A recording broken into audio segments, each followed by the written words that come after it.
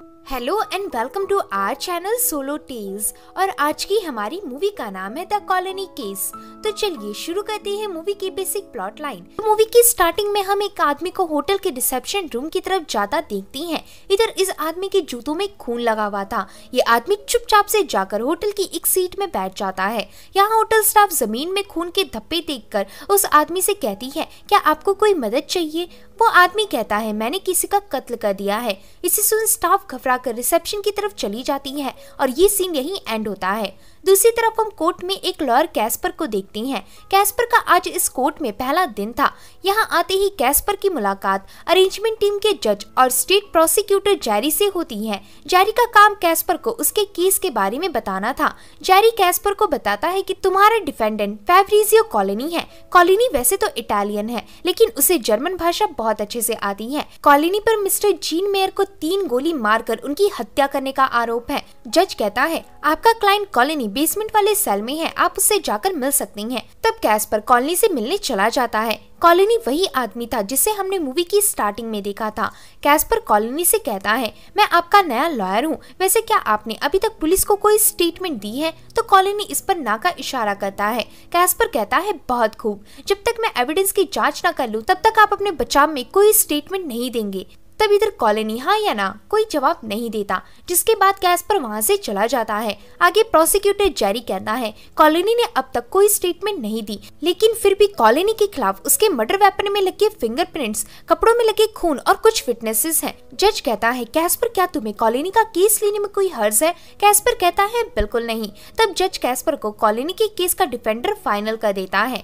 आगे कैस्पर एक बार में जाकर अपने पुराने दोस्तों से मिलता है। कैस्पर और उसके दोस्त आसपास की खबरें रखने में एक्सपर्ट थे। ये तीनों अपने सामने एक पुराने लॉयर जेम्स को देखती हैं। इधर कैस्पर का एक दोस्त बताता है, ये लॉयर बहुत सनकी है। एक ट्रायल में तो इसने अपने विरोधी विटनेस से लगातार 97 दिन तक पूछताछ की थी और 98वें दिन में वो विटनेस झूठ बोलते हुए थक गई और उसने कबूल कर लिया कि उसका हस्बैंड उसे ब्लैकमेल नहीं करता था, बल्कि उसने उस पर झूठा आरोप लगाया था। तो इसे सुन कैस्पर हंसने लगता है। कैस्पर का दोस्त आगे बताता है, वैसे मैंने रेडियो में सुना है कि तुम्हारे हाथ मिस्टर हांस मेयर के कातिल का केस लगा है। इसे सुन कैस्पर वो नाम दोबारा कहने कहता है। कैस्पर का दोस्त कहता है, मिस्टर हांस मेयर MMF कंपनी के मालिक। तब कैस्पर का मुंह खुला का खुला रह जाता है। फिर कैस्पर बाहर से बाहर आकर प्रोसिक्यूटर जेरी को कॉल लगाकर उनसे पूछता है, क्या मेरे केस के विक्टिम का दूसरा नाम मिस्टर हान मेयर है? तभी फ्लैशबैक में हम देखते हैं कि हांस मेयर बचपन में अपने ग्रैंडसन फिलिप के साथ पूल की तरफ गए थे। उस पूल के पास कैस्पर और उसकी मॉम नहाने आए थे। उन दोनों को अपने पूल के पास देखकर फिलिप उन्हें डांटने लगता है। तब मिस्टर हांस कहते हैं, मेरे ग्रैंडसन को माफ कीजिए, इसे लोगों से बात करने की तमीज नहीं है, मैं इसकी तरफ से दोबारा माफी चाहता हूँ। ऐसा कहकर मिस्टर हांस फिलिप और कैस्पर के बीच दोस्ती करा देती हैं। प्रेजेंट में कैस्पर को जेरी कंफर्म करता है कि उसके केस की विक्टिम का पूरा नाम हांस मेयर है। तो इसे सुन कैस्पर को काफी बड़ा झटका लगता है। रात को कैस्पर से मिलने उसकी गर्लफ्रेंड हैना आती है। हैना असल में मिस्टर हांस मेयर की ही ग्रैंड डॉटर थी। हैना कहती है, मुझे समझ नहीं आ रहा कि मेरे दादाजी को कोई क्यों मारेगा, वह तो एक बहुत अच्छे इंसान थे। खैर मुझे तुम्हारे लिए बहुत अच्छा लग रहा है कि फाइनली तुम्हें इतने बड़े कोर्ट में एक नया केस मिल गया। कैस्पर कहता है ना, मुझे तुम्हें कुछ बताना है। असल में मुझे मिस्टर मेयर के कातिल का केस मिला है और उसमें मेरा क्लाइंट उन्हीं का किलर है। इसे सुन हैना घबराते हुए कहती है, लेकिन तुम किलर का लॉयर बनने के लिए राजी कैसे हो गए? कैस्पर कहता है, मुझे नहीं पता था कि जिसकी हत्या हुई है वो मिस्टर हांस थे, मुझे उनका एक दूसरा नाम बताया गया था। हैना कहती है, कुछ भी करके तुम उस आदमी को बचाने की कोशिश नहीं करोगे। तो कैस्पर इस पर मान जाता है। अगले दिन कैस्पर से मिलने उसका विरोधी लॉयर जेम्स आता है। जेम्स कॉलोनी के केस में मिस्टर हांस मेयर की तरफ से लड़ने वाला था। आगे ये दोनों ग्राउंड में चलते वक्त बातें करते हैं। जेम्स कहता है, ये केस काफी यादगार होगा। कैस्पर कहता है, सॉरी पर मैं इस केस को छोड़ना चाहता हूँ। मैंने इस पर एक अर्जी डालने का भी फैसला किया है। असल में मैं मिस्टर हांस मेयर की फैमिली के साथ ही पला बड़ा हूँ। वो मेरे फादर की तरह थे, मैं उनके अपोजिट नहीं लड़ सकता। जेम्स कहता है, बहुत खूब, लेकिन तुम्हारे इस एक्सक्यूज को सुनकर कोर्ट तुम्हें इस केस को नहीं छोड़ने देगी। अगर तुम इस केस के लॉयर नहीं बनना चाहते तो कम से कम लॉयर बनने की एक्टिंग कर सकते हो। ऐसा कहकर जेम्स वहाँ से चला जाता है। आगे हम ऑटोप्सी रूम देखती हैं जहां डॉक्टर हांस मेयर की बॉडी को चेक कर रहे थे। तभी ऑटोप्सी रूम में कैस्पर एंटर करता है। प्रोसिक्यूटर जेरी कहता है यही मिस्टर कॉलोनी के लॉयर है, आप इनके सामने सब बता सकती हैं। डॉक्टर कहता है किलर ने मिस्टर हांस मेयर के नाक और चेहरे को काफी बुरी तरह से तोड़ दिया है। इसी के साथ हमें हांस मेयर के चेहरे में बहुत बुरी तरह से दागी हुई 3 गोलियां मिली। आखिर ऐसी घटिया मौत कोई इंसान किसी को कैसे दे सकता है? ये सब सुनकर कैस्पर के रोंगटे खड़े हो जाती हैं। इधर मिस्टर हांस की डेड बॉडी को देखकर कैस्पर को उसका बचपन याद आता है जब वो हांस के ग्रैंडसन फिलिप के साथ हॉलिडेज एंजॉय करता था और इसमें मिस्टर हांस मेयर भी उनका साथ देते थे। हांस मेयर ने कभी भी कैस्पर और अपने पोते फिलिप में कोई फर्क नहीं किया था, वह दोनों के साथ एक जैसा रहते थे। इधर अपने अंकल का पोस्टमार्टम देखकर कैस्पर को किसी बुरे सपने जैसा लग रहा था। तभी ये बात ऑब्जर्व करके जेरी डॉक्टर से बाहर जाने की इजाजत लेता है। लिफ्ट से निकलते समय जेरी कैस्पर को बताता है किलर ने मिस्टर हांस को पहली गोली चेहरे के बीचों बीच मारी थी जब वो घुटनों के बल खड़े थे, वहीं दूसरी और तीसरी गोली चेहरे के लेफ्ट और राइट साइड में चलाई गई थी। मतलब साफ है कि किलर ने मर्डर किसी भी तरह से सेल्फ डिफेंस के लिए नहीं किया है। कैस्पर, अगर तुम्हारे क्लाइंट ने मुंह नहीं खोला तो उसे ही किलर समझकर फर्स्ट डिग्री मर्डर के चार्जेस पर अरेस्ट कर लिया जाएगा। ऐसा कहकर जेरी वहां से चला जाता है। आगे कैस्पर सेल में अपने क्लाइंट कॉलोनी को बुलाता है। कैस्पर कॉलोनी से कहता है देखिए मिस्टर कॉलोनी, अगर किसी क्राइम के पीछे कोई इमोशनल रीजन होता है तो कोर्ट उसकी सजा कम कर देती है। फॉर एग्जाम्पल, आपकी एक शॉप है और उस शॉप में से कोई बच्चा आपका एक एप्पल चुरा लेता है तो जाहिर सी बात है आप उस बच्चे पर गुस्सा होंगे। लेकिन अगर वही बच्चा आपको ये बताता है कि वो 2 दिन से भूखा था इसलिए उसने सेब की चोरी की, तो इस बात के ज्यादा चांसेस हैं कि आप उसे माफ कर देंगे। इसी तरह कोर्ट का न्याय भी काम करता है। अब आप मुझे बताइए आपने ये मर्डर क्यों किया? तो कॉलोनी इस बार भी कुछ नहीं कहता और तभी टाइम खत्म होने पर एक गार्ड वहां आकर कॉलोनी को ले जाता है। इसके बाद कैस्पर कॉलोनी और मिस्टर हांस मेयर के बीच का कनेक्शन पता लगाने के लिए उन पर छपे सारे आर्टिकल्स, न्यूज़पेपर और खबरें पढ़ना शुरू कर देता है, पर उससे कोई फायदा नहीं होता क्योंकि मिस्टर हांस मेयर और कॉलोनी का दूर दूर तक कोई कनेक्शन नहीं था। ऐसे में पता लगाना मुश्किल था कि कॉलोनी ने हांस मेयर को क्यों मारा।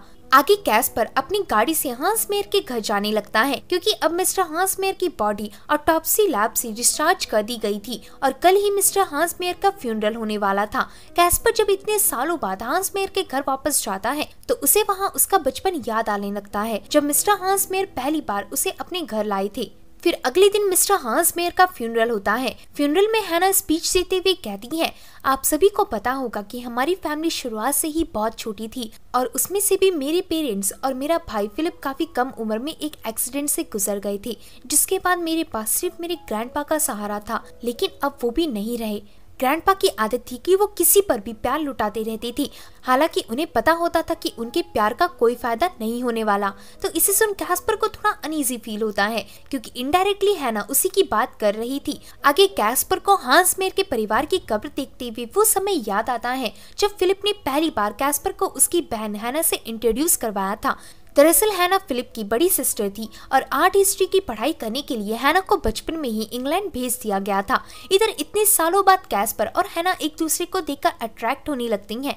इसके बाद हमें दिखाया जाता है कि एक वक्त फिलिप अपने मॉम डैड के साथ गाड़ी से कहीं जा रहा था, लेकिन तभी उनकी गाड़ी का किसी ट्रक से एक्सीडेंट हो गया जिसमें वह तीनों ही गुजर गए। ये सब याद करने के बाद कैस्पर वहां से चला जाता है। फ्यूनरल के बाद सारे मेहमान वहां नाश्ता कर रहे थे। तभी इधर कैस्पर की नजर बर्नार्ड पर पड़ती है।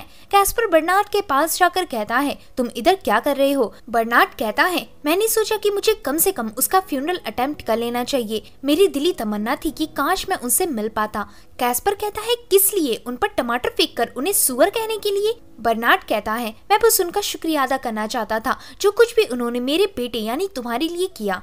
खैर मैंने सुना है कि तुम्हारी मॉम इटालिया में रह रही है और अपने रिटायरमेंट के पैसों से बहुत खुश है। मेरे पास भी बस कुछ साल हैं जिसके बाद मैं अपने बुक स्टोर के काम से रिटायरमेंट ले लूंगा। ऐसा कहकर बर्नार्ड वहां से चला जाता है। बर्नार्ड कैस्पर का ही फादर था, लेकिन इन दोनों के रिश्ते बिल्कुल अच्छे नहीं थे। फिर मूवी कोर्ट पर शिफ्ट होती है। आज कॉलोनी केस का फर्स्ट ट्रायल होने वाला था, जिस कारण कोर्ट में कई सारे न्यूज रिपोर्टर्स और मीडिया वाले आए थे। दरअसल इस केस की हाइप बहुत ज्यादा थी। ट्रायल शुरू होने से पहले मिस्टर कॉलोनी को एक मिरर बॉक्स के अंदर डाल दिया जाता है क्योंकि मिले हुए एविडेंस के मुताबिक कॉलोनी काफी खतरनाक आदमी है और वो किसी को भी नुकसान पहुंचा सकता है। आगे जूरी मेंबर्स और जज अपनी सीट में आकर बैठती हैं और फिर ट्रायल शुरू किया जाता है। यहाँ भी कैस्पर कोई स्टेटमेंट नहीं देता। तभी विरोधी लॉयर की तरफ से फॉरेंसिक रिसर्चर अपनी स्टेटमेंट देने आता है। रिसर्चर कहता है, हमें कॉलोनी के जूतों से जो खून मिला था, फॉरेंसिक से कंफर्म हो गया है कि वो खून मिस्टर हांस मेयर का ही था। आगे ऑटोप्सी डॉक्टर कोर्ट में बयान देता है, मिस्टर हांस की हत्या काफी बेरहमी से की गई थी। उनके चीक बोन्स और नाक को अलग से तोड़ा गया था, लेकिन उनका बाकी स्कल सही सलामत था। मेरा अंदाजा है कि किलर ने मिस्टर हांस के फेस पर जूते से मार मार कर ऐसा किया होगा। तब पहला ट्रायल यहीं खत्म होता है। आगे कैस्पर अपनी क्लाइंट कॉलोनी से कहता है, अगर यूं ही चलता रहा तो जेम्स इस केस को आसानी से जीत जाएगा। तुम्हें पता है कॉलोनी, तुमने जिसे मारा है वो इंसान मेरी जिंदगी में कितना मायने रखता था। मेरी मॉम काम की वजह से अक्सर मुझसे दूर रहती थी, वहीं मेरे डैड ने मुझे 2 साल की उम्र में ही छोड़ दिया था। लेकिन तुम्हें ये सब बातें नहीं समझ आएगी। ऐसा कहकर कैस्पर वहाँ से जाने लगता है। तब कॉलोनी अचानक से कहता है, क्या तुम्हारे फादर अभी जिंदा है? कैस्पर कहता है, हाँ। कॉलोनी कहता है, तुम्हें जाकर उनसे मिलना चाहिए क्योंकि वो इस दुनिया में हमेशा नहीं रहेंगे। इसे सुन कैस्पर फिर से कॉलोनी के पास जाकर कहता है, तुमने मर्डर क्यों किया था? कॉलोनी कहता है, मैं नहीं चाहता कि तुम्हें मेरी कहानी सुनकर कोई तकलीफ हो। ऐसा कहकर कॉलोनी फिर से चुप हो जाता है। आगे घर लौटते वक्त बीच रास्ते में ही कैस्पर की गाड़ी खराब हो जाती है, जिसके बाद कैस्पर मदद मांगने एक पिज्जा डिलीवरी सर्विस में पहुंचता है। कैस्पर कहता है, मुझे एक पिज्जा बैरम स्ट्रीट में ऑर्डर करवानी है मेरे नाम से। इधर मार्गरेटा उस जगह से वाकिफ थी, इसलिए मार्गरेटा उधर पिज्जा डिलीवरी करने राजी हो जाती है। तब कैस्पर कहता है, क्या आप मुझे भी वहाँ भेज सकती हैं? शॉप का ऑनर कहता है, ये हमारे इंश्योरेंस में नहीं आता। कैस्पर कहता है, एक्चुअली आता है। अगर किसी डिलीवरी ड्राइवर को ऑर्डर वाले लोकेशन के बीच कोई भूला भटका आदमी दिखता है तो कानूनन एक नागरिक होने के नाते उस ड्राइवर को उसकी मदद करनी चाहिए। तब मार्गरेटा अपने बॉस से बात करती है और कैस्पर को उसके पीछे आने कहती है। आगे कैस्पर मार्गरेटा के साथ डिलीवरी कार में होता है। यहाँ कैस्पर मार्गरेटा से कहता है, पिज्जा सर्विस में काम करने के अलावा तुम और क्या करती हो? मार्गरेटा कहती है, मैं इटालियन भाषा पर कोर्स कर रही हूँ। कुछ इस तरह से कैस्पर और मार्गरेटा की एक दूसरे से पहचान होती है। अगले दिन कैस्पर कॉलोनी की फाइल्स मंगवाकर देखता है तो इधर कॉलोनी के पासपोर्ट में मॉन्टेकेटिनी नाम की जगह लिखी हुई थी, जहाँ पर कॉलोनी का जन्म हुआ था। आगे कैस्पर लॉयर जेम्स से एक यार्ड में मिलता है। जेम्स कहता है, जब तक हमें हांस मेयर और कॉलोनी के बीच का कोई कनेक्शन नहीं मिल जाता तब तक हम कॉलोनी को जेल नहीं भेज सकते। वैसे मेरे पास तुम्हारे लिए एक ऑफर है, तुम किसी भी तरह कॉलोनी से उसके गुनाह कन्फेस कराओ कि उसी ने मिस्टर हांस मेयर का मर्डर किया है। इससे हांस के परिवार वाले तुमसे खुश होंगे। वहीं मेरी पहचान कुछ बड़े लोगों से है, मैं उनसे कहकर कॉलोनी की सजा थोड़ी कम कर दूंगा। तो कैस्पर इस बारे में सोचने लगता है। आगे कैस्पर कॉलोनी के पास जाकर उससे सब कुछ कन्फेस करने बोलता है, पर कॉलोनी एक बार फिर अपना मुंह नहीं खोलता। अगले दिन कोर्ट में दूसरा ट्रायल शुरू होता है। इधर एक लेडी डॉक्टर बताती है, जिस बंदूक से कॉलोनी ने हांस मेयर की हत्या की थी वो बंदूक अपनी तरह का बहुत पुराना और रेयर मॉडल है। इस तरह की बंदूक आम दुकानों में नहीं मिलती, इसलिए शायद मिस्टर कॉलोनी ने ये बंदूक ब्लैक मार्केट से खरीदी होगी। तो इस बात को सुनकर कैस्पर को थोड़ा अजीब लगता है, क्योंकि कॉलोनी ब्लैक मार्केट से कोई सी भी एडवांस तरह की बंदूक खरीद सकता था, फिर उसने इतनी पुरानी मॉडल वाली बंदूक खरीदना मुनासिब क्यों समझा। आगे रात को कैस्पर हैना के घर सो रहा था, तभी कैस्पर नींद से जागता है और धीरे धीरे मिस्टर हांस मेयर की लाइब्रेरी की तरफ बढ़ता है। बचपन में एक बार फिलिप कैस्पर को इसी लाइब्रेरी में लाया था और लाइब्रेरी में फिलिप ने कैस्पर को उसके दादाजी यानी हांस मेयर की एक पुरानी गन दिखाई थी। जब कैस्पर प्रेजेंट में देखता है तो ये गन अब भी उसी जगह रखी हुई थी। इस गन का मॉडल कॉलोनी के गन के मॉडल जैसा एग्जैक्ट सेम था। इधर कैस्पर उस गन की तस्वीर ले लेता है। फिर अगले दिन कैस्पर मिरर बॉक्स के अंदर जाकर कॉलोनी को उस गन की तस्वीर दिखाता है। इसे देखकर कॉलोनी के फेस एक्सप्रेशन एकदम से बदल जाती है। ये देखकर कैस्पर कहता है, तुम खुद को इस तरह सजा क्यों दे रहे हो? तुम सच क्यों नहीं बता रहे? कॉलोनी कहता है, मेरे सच बताने से कोई बदलाव नहीं आएगा। तभी ट्रायल का वक्त हो जाता है और कैस्पर को बॉक्स से बाहर कर दिया जाता है। आगे कोर्ट रूम में जज के कुछ कहने से पहले ही कैस्पर कहता है, योर ऑनर, मुझे कुछ और तहकीकात करने के लिए 1 हफ्ता और चाहिए। इसे सुन जज गुस्से में कैस्पर को अपने ऑफिस आने को कहती है, जिसके बाद ये ट्रायल यहीं रद्द कर दिया जाता है। ऑफिस जाते वक्त सभी लॉयर्स कैस्पर पर गुस्सा हो रहे थे। आगे कैस्पर के ऑफिस में एंटर करते ही जज कैस्पर से कहती है, मिस्टर कैस्पर, क्या आप कोर्ट के सभी नियमों को भूल गए हैं कि एक वकील को किस तरह से पेश आना चाहिए? कैस्पर कहता है, सॉरी मैम, लेकिन मेरे हाथ कुछ ऐसा लगा है जिससे मैं मैं मेरे क्लाइंट का मोटिव पता कर सकता हूँ, बस इसके लिए मुझे कुछ और दिन चाहिए। तब जज कैस्पर की बात सुनकर उसे 4 दिन की और मोहलत देती है। इसे सुन कैस्पर ऑफिस से बाहर चला जाता है। इधर कैस्पर के कुछ और दिन मांगने से विरोधी लॉयर जेम्स परेशान हो गया था। दूसरी तरफ कैस्पर उसी पिज्जा सर्विस स्टोर में पहुंचता है जहां पर मार्गरेटा काम करती थी। कैस्पर मार्गरेटा से कहता है, मैं काम के सिलसिले से इटली के एक शहर मॉन्ट कैटानी में जा रहा हूँ और तुम इटली भाषा में एक्सपर्ट हो, इसलिए मैं तुम्हें वहाँ मेरी बात ट्रांसलेट करने के बदले में हर दिन के 150 डॉइचे मार्क करेंसी दूंगा। तो मार्गरेटा इस ऑफर को सुनकर मान जाती है। आगे कैस्पर जर्मनी के रिकॉर्ड सेंटर को कॉल लगाकर उनसे हांस मेयर यानी कि विक्टिम का रिकॉर्ड ढूंढने कहता है। एजेंट कहती है, इस नाम से हमारे पास कई सारे रिकॉर्ड्स है। कैस्पर खुश होते हुए कहता है, जल्दी से उन रिकॉर्ड्स और डॉक्यूमेंट को मुझे फैक्स कर दीजिए। एजेंट कहती है, लेकिन इस नाम से टोटल 1500 पेजेस हैं, इन्हें देखने के लिए आपको हमारे ऑफिस ही आना होगा। इसे सुन मार्गरेटा कहती है, 1500 पेजेस पढ़ना और इटली जाना, वो भी सिर्फ 4 दिनों के अंदर, लगभग नामुमकिन है। तब कैस्पर को इस सिचुएशन में एक आदमी याद आता है जो कि उसकी मदद कर सकता है। फिर हम बर्नार्ड को देखती हैं। बर्नार्ड से मिलने उसके बुक स्टोर में कैस्पर आया था। बर्नार्ड कहता है, जनाब को मेरी याद कैसे आ गई? कैस्पर कहता है, आप रिकॉर्ड सेंटर जाकर 1500 पेजेस पढ़ेंगे और उसमें से इम्पोर्टेंट पेजेस 3 दिन बाद मुझे यहाँ आकर बताएंगे। बर्नार्ड कहता है, मैं ये काम कर लूंगा क्योंकि मैं एक फास्ट रीडर हूँ। अगले दिन कैस्पर मार्गरेटा के साथ इटली के मॉन्ट कैटानी शहर जाने के लिए रवाना हो जाता है। उस शहर में पहुंचकर मार्गरेटा एक आदमी से पूछकर कैस्पर को बताती है कि कुछ महीनों पहले ही यहाँ पर मिस्टर कॉलोनी की बहन एंटलिया कॉलोनी की मौत हुई थी। आगे ये दोनों एंटलिया कॉलोनी की कब्र देखने उसके ताबूत के पास जाती हैं। इधर कब्र में कॉलोनी परिवार का नाम लिखा हुआ था। यहाँ कैस्पर की नजर निकोला कॉलोनी के नाम पर पड़ती है। निकोला कॉलोनी सन 1944 में गुजर गई थी। आगे उन्हें वहाँ एक ओल्ड आदमी ब्रूस का पता चलता है। ब्रूस काफी समय से कॉलोनी परिवार का पड़ोसी रह चुका था। साथ ही ब्रूस को जर्मन भाषा भी आती थी। यहाँ कैस्पर उनसे पूछता है, क्या आपको हांस मेयर या कॉलोनी के बारे में कुछ पता है? तो इसे सुन ब्रूस के हाव भाव एकदम से बदल जाती हैं और तभी सीन यहीं कट होता है। आगे कैस्पर एरोप्लेन से वापस अपने होम टाउन जर्मनी लौट जाता है। इस बार कैस्पर वापस लौटते ही कॉलोनी से जाकर मिलता है और कॉलोनी को बताता है, मैं कल ही इटली गया था और वहाँ मुझे सब पता चल गया कि सन 1944 में क्या हुआ था।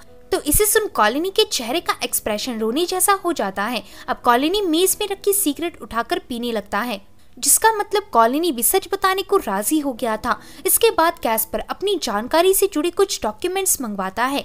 इन डॉक्यूमेंट्स में सन 1944 में हुए नाजी रूल्स और 2 जर्मन सोल्जर का जिक्र था जो एक बॉम्ब ब्लास्ट में मारे गए थे। तभी कैस्पर के डोर में नॉक होता है। जब कैस्पर दरवाजा खोलता है तो बाहर लॉयर जेम्स आया था। इधर जेम्स को कमरे में घुसते ही पता चल जाता है कि कैस्पर किस बारे में खोजबीन कर रहा था।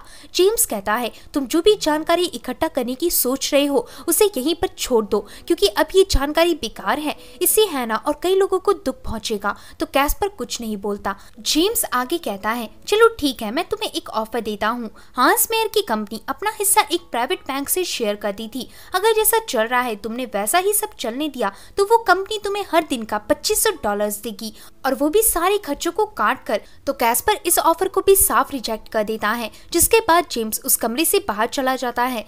इसके बाद कैस्पर से मिलने उसकी गर्लफ्रेंड हैना आती है। हैना को लॉयर जेम्स ने सब कुछ पहले ही बता दिया था, इसलिए यहाँ हैना भी कैस्पर को कोर्ट में केस का नया एविडेंस पेश करने से मना करती है। लेकिन कैस्पर कहता है, मैं एक लॉयर हूँ, मेरा फर्ज है कि मैं अपने क्लाइंट को आखिरी दम तक डिफेंड करूँ। हैना कहती है, सब जानते हैं कि तुम लॉयर मेरे ग्रैंडफादर के रहमो करम से बने हो, ये बात मत बोलो। ऐसा कहकर हैना वहाँ से चली जाती है। अगले दिन कोर्ट में एक लेडी को लाया जाता है। यही लेडी जर्मनी के हिस्ट्री रिकॉर्ड्स डिपार्टमेंट की हेड थी और इसका नाम कैटरीन था। कैस्पर कैटरीन से कहता है, आपका बहुत बहुत शुक्रिया यहाँ आने के लिए। क्या आप हमें हांस मेयर के बारे में बता सकती हैं, जो 12 मार्च 1916 में जन्मे वर्ल्ड वॉर 2 के एक सोल्जर थे? कैटरीन कहती है, हाँ, इसी सेम नाम और बर्थ डेट से हमारे रिकॉर्ड्स में 2 सोल्जर्स थे, पर इनमें से एक सोल्जर 40 साल की उम्र में ही शहीद हो गया था। कैस्पर कहता है, और दूसरा सोल्जर? कैटरीन कहती है, दूसरे सोल्जर का बायोडेटा, हाइट और फिजिकल अपीयरेंस मर चुके हांस मेयर से एग्जैक्ट मिलते जुलती हैं। सन 1943 में हांस मेयर को इटली में तैनात किया गया था।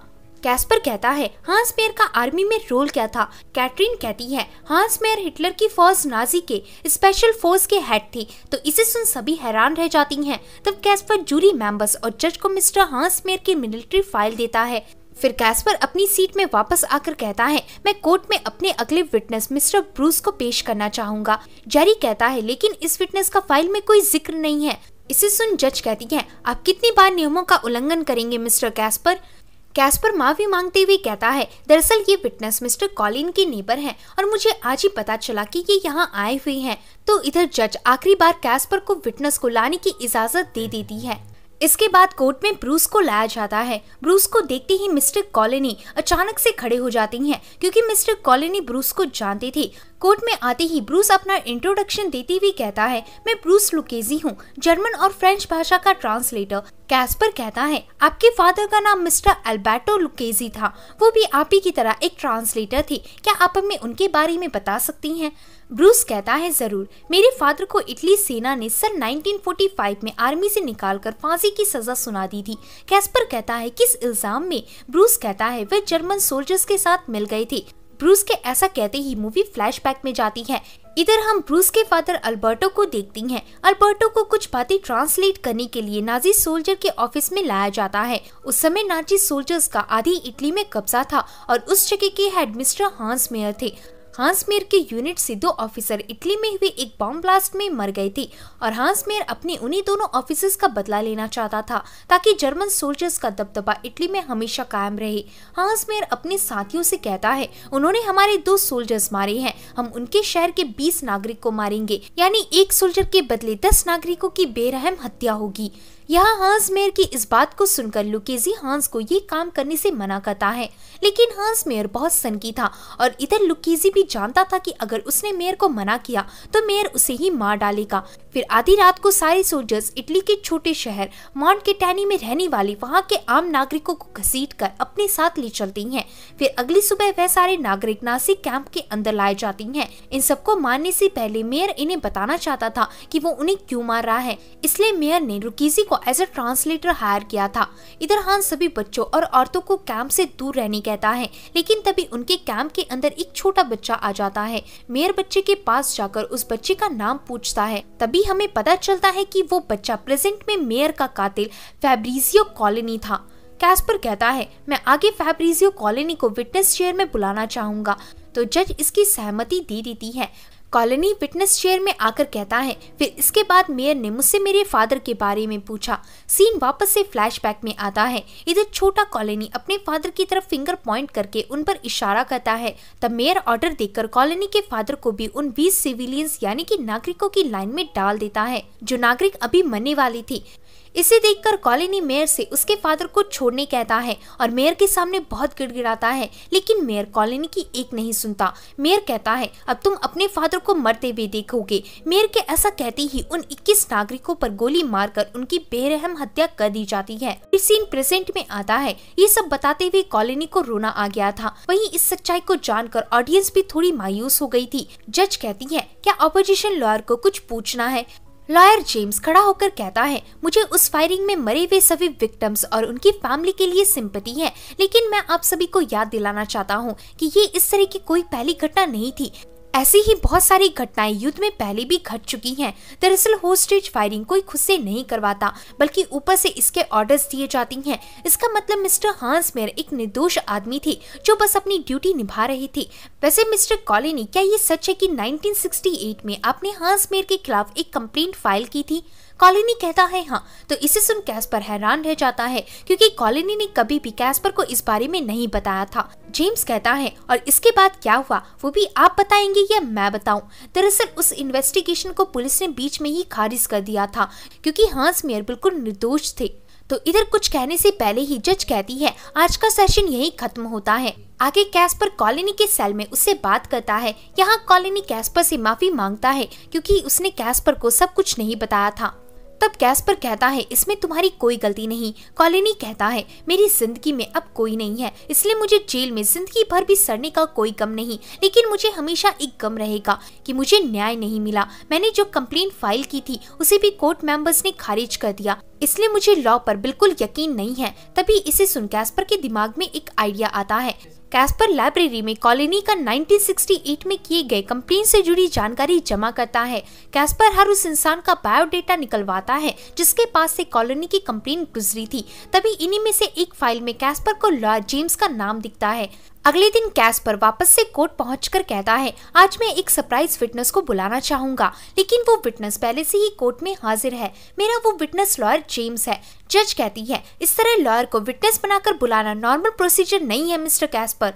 तब जेम्स जज को टोकते हुए कहता है, कोई बात नहीं, अगर इसी से सच्चाई पता चल सकती है तो मुझे कोई हर्ज नहीं। ऐसा बोलकर जेम्स विटनेस चेयर में जाकर बैठता है। तब कैस्पर जेम्स से कहता है, मिस्टर कॉलोनी ने जो कंप्लेन हांस मेयर के खिलाफ की थी उसको खारिज करने का वो रीजन नहीं था जो उस दिन आपने कोर्ट में बताया था। असल रीजन क्या था? जेम्स कहता है, असल में स्टेट प्रोसिक्यूटर उस कंप्लेन पर कोई साफ जजमेंट नहीं ले पा रही थी। कैस्पर कहता है, मिस्टर कॉलोनी और उनकी बहन ने अपनी मॉम के गुजर जाने के बाद मेयर के खिलाफ उन 20 नागरिकों की हत्या वाली कंप्लेन फाइल की, लेकिन उन्हें क्या पता था कि इस कंप्लेन का कोई फायदा नहीं होगा क्योंकि उसी साल के अंत में एक नया लॉ लागू कर दिया गया था। हालांकि कॉलोनी और उनकी बहन उस लॉ के आने से 4 महीने पहले ही अपना कंप्लेन सबमिट करवा चुके थे। ऐसा कहकर कैस्पर लॉ की किताब दिखाते हुए कहता है, इसमें लिखा एक लॉ डॉक्टर एडवर्ड द्वारा बनाया गया है। मैं आप सभी को बता दूं कि डॉक्टर एडवर्ड नाजी ग्रुप के सीनियर प्रोसिक्यूटर भी रह चुके थे जब जर्मन सोल्जर्स ने उन 20 नागरिकों का कत्लेआम किया था। तब एडवर्ड ने ही जर्मन की साइड से मुकदमा लड़ा था। वही एडवर्ड आगे चलकर हमारे देश के क्रिमिनल जस्टिस डिपार्टमेंट का हेड बन गया। जेम्स कहता है, तुम कहना क्या चाहते हो? डॉक्टर एडवर्ड ऐसे पहले इंसान तो नहीं थे जिन्होंने नाजी ग्रुप से निकलकर अपना करियर देश की सेवा के लिए लगाया था। कैस्पर कहता है, अच्छा, मिस्टर कॉलोनी की कंप्लेन उन्हीं के इसी बुक में लिखे लॉ के तहत खारिज कर दी गई थी। क्या आप हमें बता सकते हैं कि इस बुक में क्या लिखा है? जेम्स कहता है, इस बुक में लिखे लॉ के तहत जर्मन और इटली युद्ध से 20 साल पहले जितने भी कत्लेआम या मर्डर्स हुए हैं उन सभी केसेस पर स्टैच्यू ऑफ लिमिटेशन लग जाएगी। अगर सीधे शब्दों में कहें तो युद्ध से 20 साल पहले की किसी भी केस पर कोई कार्रवाई नहीं होगी। कैस्पर कहता है, ये लॉ डॉक्टर एडवर्ड ने इसलिए ऐड किया था क्योंकि उन 20 सिविलियंस की हत्या हुए पूरे 20 साल बीत गए थे। इसका मतलब हांस मेयर जैसा एक ऑफिसर 20 सिविलियंस को अपनी नीची बदले के लिए मार डालता है और उस पर कोई एक मुकदमा तक नहीं होता क्योंकि उसके केस पर स्टैच्यू ऑफ लिमिटेशन जानबूझकर लगा दी गई है। ना जाने इस लॉ के आने से कितने ही युद्ध में मारे गए बेकसूरों को न्याय नहीं मिला होगा। जेम्स कहता है, मैं ये बात मानता हूँ, लेकिन फिर भी तुम हांस मेयर को पूरी तरह से इस केस का दोषी प्रूफ नहीं कर सकते। कैस्पर कहता है, अच्छा मिस्टर जेम्स, क्या ये सच है कि जिस मीटिंग में ये लॉ बनाया जा रहा था उस समय आप भी वहाँ मौजूद थे? जेम्स घबराते हुए कहता है, हाँ, मैं भी उन्हीं मेंबर्स में से एक हुआ करता था। कैस्पर कहता है, मतलब आपके अनुसार वर्ल्ड वॉर 2 से पहले वे सभी मर्डर केसेस या बेकसूरों की जान बेकार है? जेम्स कहता है, वो एक अलग समय था, तुम सोच भी नहीं सकते कि युद्ध के दौरान कैसी कैसी घटनाएं घटी थी। आखिर में मैं बस इतना कहना चाहूंगा कि हमारा काम बस लॉ का पालन करना है। कैस्पर कहता है, उस लॉ को नाजीज ने सिर्फ अपने अपराधों को छिपाने के लिए बनाया था और तब आपके पास इस लॉ के खिलाफ खड़े होने की हिम्मत नहीं थी। ऐसा कहकर कैस्पर सभी को उस हत्याकांड के बारे में बताने लगता है जो उसे उसकी क्लाइंट कॉलोनी ने बताई थी। और इसी के साथ मूवी फ्लैशबैक में जाती है जब कॉलोनी के सामने उसके फादर को गोली मारी जा रही थी। गोली लगने के बाद भी कॉलोनी के फादर में थोड़ी सी जान बाकी थी। ये देखकर हांस अपनी राइफल अपने असिस्टेंट को देता है और ये सब होते हुए कॉलोनी को फोर्सफुली दिखाने लगता है। वहीं पैरेलल में हम बड़ी कॉलोनी को देखते हैं जो हांस मेयर को मारने सेम उसी मॉडल वाली गन के साथ गया था जो गन हांस ने अपने असिस्टेंट को पकड़वाई थी। इधर कॉलोनी अपना पास्ट याद करते हुए हांस मेयर के चेहरे पर भी 3 गोलियां दाग देता है, जिस तरह हांस के असिस्टेंट ने उस वक्त कॉलोनी के फादर के चेहरे पर 3 गोलियां दागी थी। इसके बाद कॉलोनी हांस के चेहरे को जूतों से मारता है क्योंकि इसी तरह का सुलूक उसके फादर के साथ किया गया था। कैस्पर प्रेजेंट में कहता है, मिस्टर कॉलोनी अगर कातिल है तो हांस मेयर भी एक कातिल थे। क्या न्याय सिर्फ कॉलोनी के लिए है, हांस मेयर के लिए नहीं? जेम्स कहता है, नहीं, न्याय सभी के लिए एक होना चाहिए। कैस्पर कहता है, अगर हम इंटरनेशनल लॉ को माने तो हांस मेयर जैसे आदमी का कत्ल करना कोई गलत बात नहीं थी क्योंकि हांस ने भी कई बेकसूरों को मार डाला था। तो जेम्स इस बात पर एग्री होता है। जज कहती है, आप सभी जा सकती हैं, कल इस केस का फैसला सुनाया जाएगा। यहाँ कोर्ट से जाते वक्त कॉलोनी पहली बार स्माइल करके कैस्पर का शुक्रिया अदा करता है क्योंकि कैस्पर के थ्रू पहली बार मेयर की सच्चाई सामने आई थी। आगे कोर्ट के बाहर जाते ही कैस्पर को हैना मिलती है। कैस्पर हैना के पास बैठ जाता है। हैना एक काफी सेल्फिश लड़की थी और उसे सिर्फ अपने लोगों से मतलब रहता था, इसलिए कैस्पर हैना से ब्रेकअप करके वहाँ से चला जाता है। फिर अगले दिन कोर्ट में बहुत सारी ऑडियंस जज का फैसला सुनने जमा होती है। सभी को इंतजार था ये जानने का कि कोर्ट कॉलोनी को सजा देगी या जिंदा छोड़ देगी। तभी जज उदासी के साथ कहती है, मिस्टर कॉलोनी जो इस केस के डिफेंडेंट थे, उन्होंने कल रात ही सेल के अंदर अपनी जान ले ली, इसलिए बड़े गम के साथ ये मुकदमा हम यहीं बंद कर रहे हैं। तो इससे सुन कैस्पर को काफी बड़ा धक्का लगता है। कैस्पर को याद आता है कि कॉलोनी ने उसे सेल में बताया था कि वो सिर्फ न्याय पाने के लिए जिंदा है। शायद हांस मेयर की असलियत लोगों के सामने आने से कॉलोनी को उसका न्याय मिल गया था और इसलिए कॉलोनी ने आत्महत्या कर ली। पर कोर्ट में कैस्पर अकेला दुखी नहीं था, बल्कि कोर्ट की ऑडियंस भी दुखी थी और साथ ही विरोधी लॉयर जेम्स भी पछतावे में था। इसके बाद हमें कॉलोनी का फ्यूनरल दिखाया जाता है। फ्यूनरल मनाने के लिए कॉलोनी के केस से जुड़े सभी विटनेसेस और लॉयर्स इटली के मॉन्टकेटानी शहर आए हुए थे।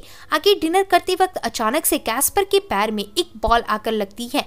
कैस्पर इस बॉल को अपोजिट डायरेक्शन में फेंकता है तो वैसे ही ये बॉल एक बच्चा रिसीव करता है। इसे देखकर कैस्पर अपनी चेयर से खड़ा होता है और तभी उस बच्चे का फादर आकर कहता है, कॉलोनी मेरे पास आओ। ऐसा बोलकर दोनों बाप बेटे वहां से चले जाती हैं और कैस्पर ये सब देखता रह जाता है। फिर मूवी की एंडिंग में हमें बताया जाता है कि इस मूवी में 20 सिविलियंस को मारने वाली घटना एकदम असली थी और ये बताते हुए ये मूवी एंड हो जाती है। तो होप है कि दोस्तों आपको ये मूवी पसंद आई होगी। अगर वीडियो पसंद आता है तो वीडियो को लाइक और चैनल को सब्सक्राइब करें। मिलते हैं ऐसे ही एक और मजेदार वीडियो के साथ, तब तक के लिए धन्यवाद।